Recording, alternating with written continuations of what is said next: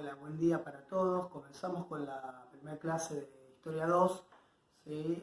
La idea es, en esta primera clase, con el primer texto que ya fue enviado, el texto de Lori Sanata, del libro Historia de América Latina, el capítulo que tiene como título Las Repúblicas sin Estado, la idea es poder brindar una primera introducción, un gran pantallazo para lo que es América Latina en líneas generales, ¿sí? En América Latina del siglo XIX. Entonces el autor con este capítulo nos ofrece un pantallazo, un recorrido, ¿no? Muy general por las características políticas, económicas y sociales que tuvo América Latina en esa primera mitad del siglo XIX. Fundamentalmente lo que vamos a charlar nosotros hoy está centrado, además del espacio que es América Latina y que es del siglo XIX, está centrado en un arco temporal que va entre 1820 y 1850. ¿Sí? Está claro que, y esto lo habrán visto el año pasado en la materia Historia 1, está claro de que la revolución y la independencia de América Latina no llevó a un éxito inmediato, ¿sí? No fue una marcha triunfal lo que siguió después de las declaraciones de independencia, sino que se ingresó en un periodo de privaciones y de frustraciones muy, muy importantes. Dentro de esas características que van entre 1820 y 1850, podemos denotar dos características importantes. Uno tiene que ver con la inestabilidad política y lo otro tiene que ver con el estancamiento económico. Respecto a la inestabilidad política, bueno, primero destacar de que las nuevas autoridades políticas que reemplazaban a las autoridades coloniales no lograron imponer un orden, sino no lograron imponer ese orden y hacer valer su autoridad en el nuevo territorio, entre comillas, nacional o que se estaba conformando, ¿no? Está claro de que lo que sigue después de esa declaración de independencia, producto fundamentalmente de la fuerte idea política del federalismo, es una fragmentación del poder, se va a fragmentar el poder político, ¿no? Y lo que va a continuar es toda una serie de guerras civiles, generalmente con la figura de lo que nosotros conocemos como caudillos, ¿no? En diferentes latitudes de América Latina. Pero esa inestabilidad política se va a hacer muy notoria entre 1820 y 1850. La otra característica importante tiene que ver con el estancamiento económico. Decíamos, el estancamiento económico responde fundamentalmente a que la producción y el comercio en América Latina se va a resentir mucho, producto, por un lado, de la guerra de independencia, la extensa guerra de independencia que va a devastar de cosechas, ganados y todo tipo de producción, y además va a frenar completamente el comercio, como también con la ruptura de España, ¿no? Sobre todo con esto último vinculado al comercio. El autor plantea una pregunta que dice cuáles fueron los motivos por los cuales la independencia reservó esta sorpresa, ¿no? Esta idea de que se tenía un proyecto de independencia, pero que una vez siendo independiente, los líderes, los revolucionarios latinoamericanos, se encuentran con esta situación, con esta sorpresa. Bueno, él vincula fundamentalmente esta sorpresa a factores estructurales, ¿no? Y factores fundamentalmente económicos. Es muy discutible lo que plantea él, ¿sí? Lo vamos a decir primero y después vamos a hacer un comentario. Él plantea de que el principal factor tiene que ver que de repente, de un golpe, ¿no? América Latina se vio privado de los ingresos que le proporcionaba el comercio colonial. Y eso, la falta de ese ingreso y de ese dinero, no permitió una estabilidad política. Lo que uno puede cuestionar primero es preguntarse o preguntarle al autor, en realidad, ¿quién es el que se beneficia menos, ¿sí?, cuando se rompe con el comercio colonial, si es España o si es América? Sí, claramente a mí me parece que España es la metrópoli, es quien se ve con un gran problema cuando ya los ingresos coloniales se rompen a partir de la Revolución. Lo cierto es que sí es importante lo que destaca, es que en el corto tiempo que se rompe el lazo con España, no se encontró otro tipo de circuito económico, no hubo una potencia europea que reemplace rápidamente a España, ¿sí? Entonces eso generó también todo un déficit financiero muy importante. Al no contar con esos recursos económicos, esa parálisis económica, esas nuevas autoridades no contaron con los recursos también para llevar adelante gobiernos fuertes, dirigencias fuertes, una cohesión importante. Bueno, el otro tema también que se plantea en el siglo XIX tiene que ver con las características políticas, ¿no? Dentro de esa primera mitad del siglo XIX. En realidad todo el siglo XIX está surcado por el conflicto, por el enfrentamiento entre liberales y conservadores. Tanto los liberales como los conservadores provenían del mismo lugar, ¿no? Era de la ley criolla, de la cúspide, digamos, de esa pirámide social. Ser liberal o ser conservador en realidad no dependía de una ideología, ¿no? Sino que a veces era liberal o era conservador dependiendo del territorio que uno provenía. Según las provincias o departamentos o estados, se era liberal o se era conservador. Y en otros casos lo que tiene que ver con la familia, ¿no? La herencia familiar. Recordemos que se tratan de élite, entonces generaciones dentro de una familia por generaciones podían ser liberales o podían ser conservadores. Está claro también de que hay infinidad de casos de liberales y de conservadores que se pasan a liberales y de liberales que se pasan a conservadores, ¿sí? Y se trata de una tendencia, tendencias que son personalistas, no se trata de partidos políticos todavía, no tenemos que hablar de partidos políticos porque no están conformados como tal. Se puede observar dentro del periodo que estamos viendo nosotros, 1820 a 1850, se puede observar dos momentos importantes de enfrentamiento entre liberales y conservadores. Un primer momento, el enfrentamiento entre estas dos tendencias, tiene que ver con la forma de gobierno, ¿no? En la discusión de la forma de gobierno y la distribución del poder. Los liberales, por un lado, lo que pretendían era un federalismo, ¿sí? Estaban a favor de un federalismo y apoyaban un parlamento fuerte, ¿no? Es decir, lo que intentaban hacer era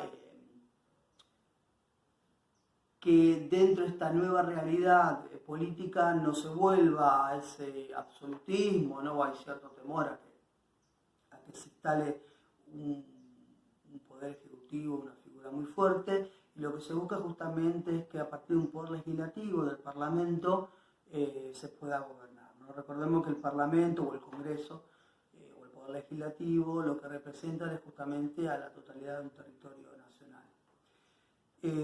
Los conservadores, en cambio, lo que van a priorizar es en el centralismo en lugar del federalismo, y también lo que van a priorizar es en un poder ejecutivo fuerte, ¿sí? A diferencia de los liberales.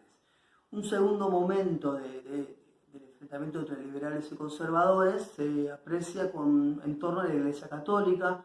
Recordemos que la Iglesia Católica era una institución muy importante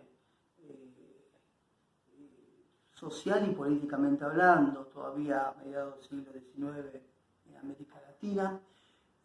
Bueno, los liberales lo que van a intentar hacer es reducir el poder de la Iglesia Católica, que lo van a lograr en la otra mitad del siglo XIX, pero reducir la presencia y el poder de la Iglesia Católica, mientras que los conservadores lo que van a intentar justamente es mantener ese prestigio de la Iglesia Católica, ¿no? Conservar esas instituciones de poder, digamos.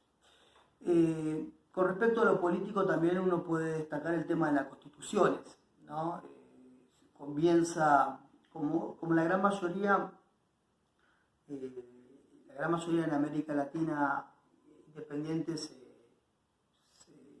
lleva o se instala en forma de gobiernos republicanas, sacando el caso de Brasil, ¿no? Pero se optan por república. Se tenía que legitimar el poder, ¿no? Sobre un principio liberal, si se quiere, y ese principio liberal de legitimar el poder tenía que ver con la soberanía popular. Entonces la Constitución era un buen instrumento para poder asentar o legitimar esas nuevas repúblicas. En realidad también lo que plantea el autor, que me parece que es interesante, tiene que ver con que las constituciones en realidad terminan siendo meros instrumentos, porque en realidad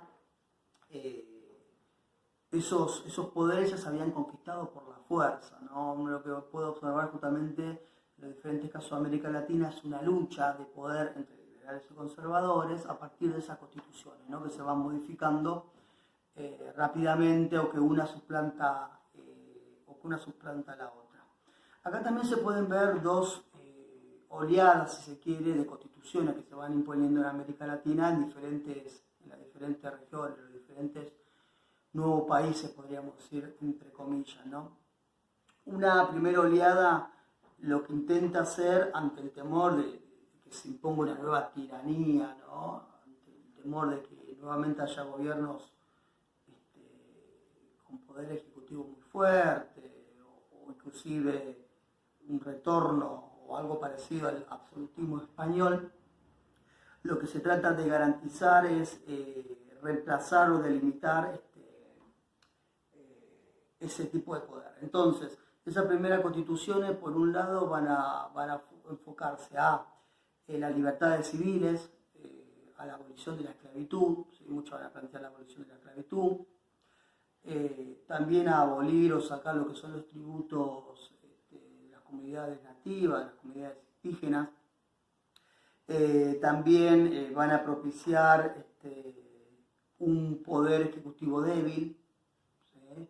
Y un parlamento mucho más fuerte, con poderes mucho más amplios. Y finalmente esas primeras constituciones también lo que van a intentar exponer tiene que ver con el derecho al voto.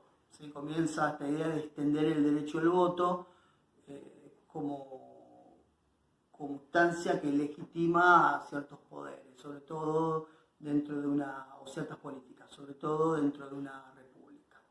La segunda oleada de constituciones tiene que ver ya con que estos se van dando desde la independencia hasta mediados del siglo XIX. Esas constituciones van a ser netamente conservadoras, ¿sí? Ya acá no se va a hablar tanto, no se va a enfatizar tanto en las libertades, sino más bien en el orden. Justamente lo que se va a hacer es un proceso inverso, se va a empezar a limitar los derechos del voto sobre la base de un censo, cuando se dice el voto censatario, o como digo yo recién, se delimita el voto a partir de una base de censo. Lo que queremos decir de que se van a poner restricciones de quienes pueden votar, ¿no? Las personas que podían votar, además de ser varones, ¿no?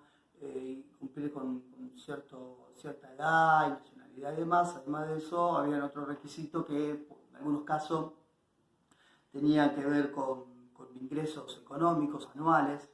Personas que cuentan con determinados ingresos económicos anuales podían votar y el resto no. Y en otro de los casos tiene que ver con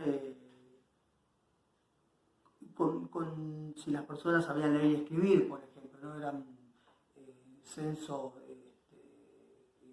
analfabéticos, si se quiere. Que sabemos que en América Latina, en esta primera mitad del siglo XIX, el porcentaje de analfabetismo era realmente muy elevado. Sin embargo, más allá de que estas nuevas constituciones tienden más al orden, son más conservadoras, son más centralistas también, más allá de eso, en este periodo el poder ejecutivo o el poder político, mejor dicho, estuvo centrado principalmente en los caudillos, ¿sí?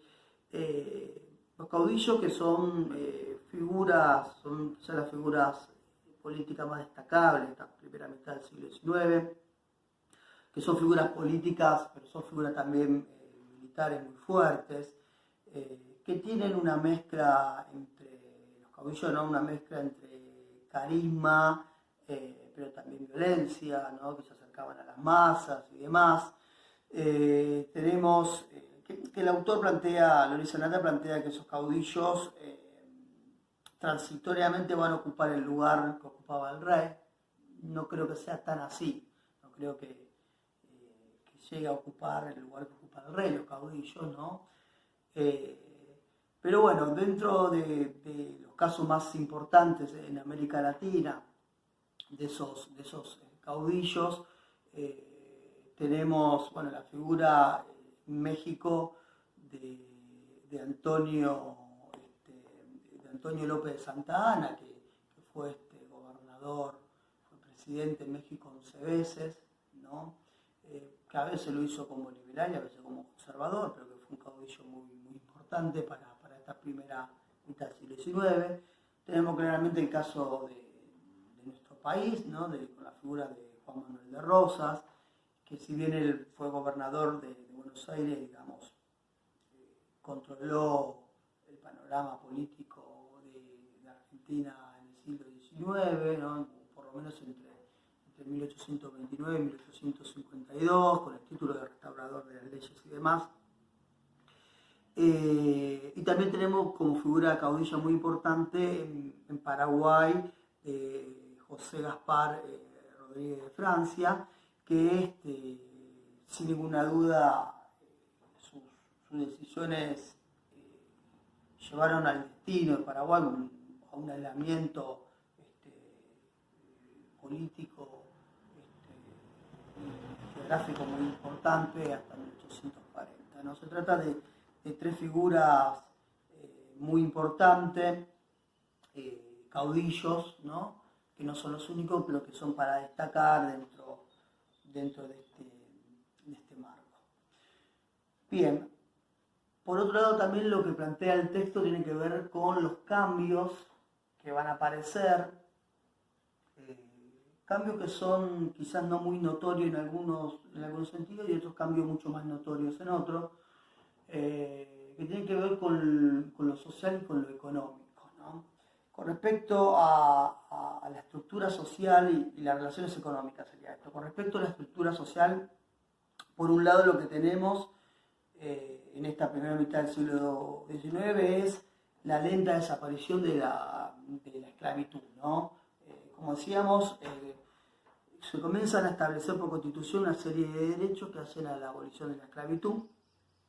En realidad, lo que plantea Loris Sanata es que la esclavitud no se termina aboliendo por estos derechos, sino que se termina aboliendo porque el mismo sistema esclavista tiene un gran problema que tiene que ver con los obstáculos de la trata de esclavos misma, ¿no? Cuando comienza a reducirse a partir fundamentalmente de Gran Bretaña, de imponer de que no, de la prohibición de la trata, ¿no? De la comercialización, no se prohíbe la esclavitud, pero sí la comercialización de esclavos. Entonces comienza justamente a no haber esclavos, ¿sí? O no haber esclavos nuevos. Entonces lo que plantea el autor de que en realidad el nuevo contexto económico que se va a ir dando, donde ya la figura del esclavo no es tan funcional, sino que la figura del obrero es más funcional si se quiere. Estamos hablando ya con la primera revolución industrial y demás, o del campesinado, de los inmigrantes campesinos en las zonas agrícolas, hace de que la esclavitud comience, digamos, a perder esa importancia. De todas maneras, está claro que la esclavitud no se termina de abolir en muchas zonas caribeñas y en Brasil va a perdurar la esclavitud, hasta 1888 la esclavitud en Brasil va a perdurar. El otro cambio en la estructura social tiene que ver con las comunidades indígenas. Las comunidades indígenas también van a empezar a tener ciertos derechos, como ser eximido de los pagos de determinados tributos, aunque también cabe destacar de que en algunos lugares donde los problemas financieros fueron muy fuertes se mantuvo esos tributos, esos impuestos que tenían que pagar las comunidades indígenas. Eso se ve claramente en los casos de Perú y de Bolivia, donde justamente la población nativa es muy importante. Pero también, más allá de estos derechos que comienzan a tener las comunidades nativas, también hay que destacar de que esa primera mitad del siglo XIX, y lo que va a seguir después de ese siglo XIX, muestra claramente de que va a ir aumentando la opresión sobre las comunidades indígenas, fundamentalmente esos nuevos estados nacionales que se van a ir formando a partir de la segunda mitad del siglo XIX, y bueno, que también la opresión sobre y la confiscación de tierras, ¿no?, de las comunidades nativas va a ser muy importante, que es un tema que nosotros lo charlaremos en otra ocasión. Con respecto a la esfera económica, bueno, habíamos dicho, la esfera económica, las relaciones económicas, habíamos dicho de que si bien comienza a haber un estancamiento económico muy importante cuando se rompe con España como metrópoli económica, va a ser lentamente reemplazado por la gran potencia, una de las dos grandes potencias que estaba para el siglo XIX, que es Gran Bretaña. La otra potencia es Francia, ¿no? Gran Bretaña va a ser sin ninguna duda la potencia que va a tener mayor influencia económica en el continente. También tenemos que decir de que las autoridades políticas, los nuevos gobiernos, ese incipiente Estado que se va a ir formando, va a tener claramente ideas económicas liberales, ¿sí? Se va a difundir la libertad económica, ¿no?, con esas potencias europeas, fundamentalmente de Gran Bretaña. En realidad, de todas maneras, no tenemos que pensar en esta primera mitad del siglo XIX como un boom comercial, ¿sí? Comienza un lento desarrollo económico, pero no es de que va a haber, todavía los países de América Latina no se insertan en lo que se conoce como la economía mundial, o la economía internacional. Así, eso va a suceder a partir de la revolución tecnológica de los transportes, hacia 1870, ¿sí? Pero bueno, sí, lo que se empieza a verificar como cambio en las relaciones económicas es el lugar de Gran Bretaña como potencia que va a suplantar a España. Finalmente también, que también va a provocar un endeudamiento muy importante, ¿no?, de los nuevos países latinoamericanos con esta nueva potencia, ¿no?, con préstamos y demás. Bueno, finalmente, como cambio notorio, como cambio importante, el autor plantea una inflexión en el siglo XIX que tiene que ver con un cambio fundamentalmente ya sí de integración comercial, ¿sí?, ya esto que hablamos a partir de 1870, pero también además un cambio muy importante que tiene que ver con la conciencia difundida por las élites, ¿sí?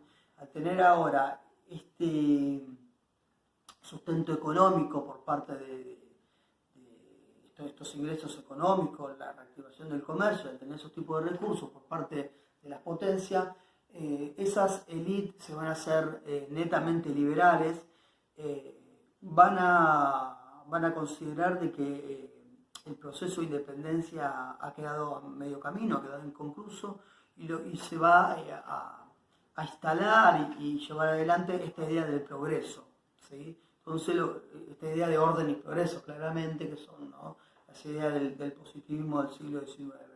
Entonces, lo que se destaca también como un cambio muy importante es que va a haber una nueva y más radical generación de élite, ¿sí?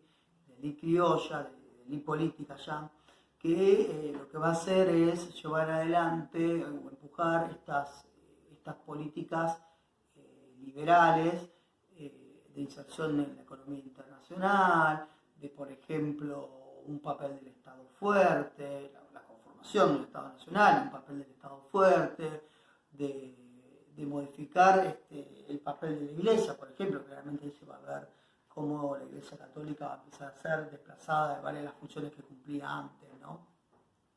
Y en definitiva ese grupo de líderes es el que va a terminar de dar esa orientación política en los diferentes países de América Latina. Bien, bueno, esto es un poco lo que presenta el autor en un marco muy general, ¿no? en pocas páginas, ¿no? Pero creo que es un buen panorama como para luego dar pie a los temas que siguen, como es la construcción de los estados nacionales en América Latina, la construcción de los territorios nacionales en América Latina, ver la inserción económica de los países de América Latina, ver el crecimiento demográfico, que va a ser muy importante en este periodo con respecto a las inmigraciones, ¿sí? Entonces, bueno, es un panorama como para poder dar pie a todo esto. Así que, bueno, después que terminan de ver el video, por el Classroom se hacen las preguntas, se agregan los comentarios que ustedes quieran. Nos vemos en un ratito. Hasta luego.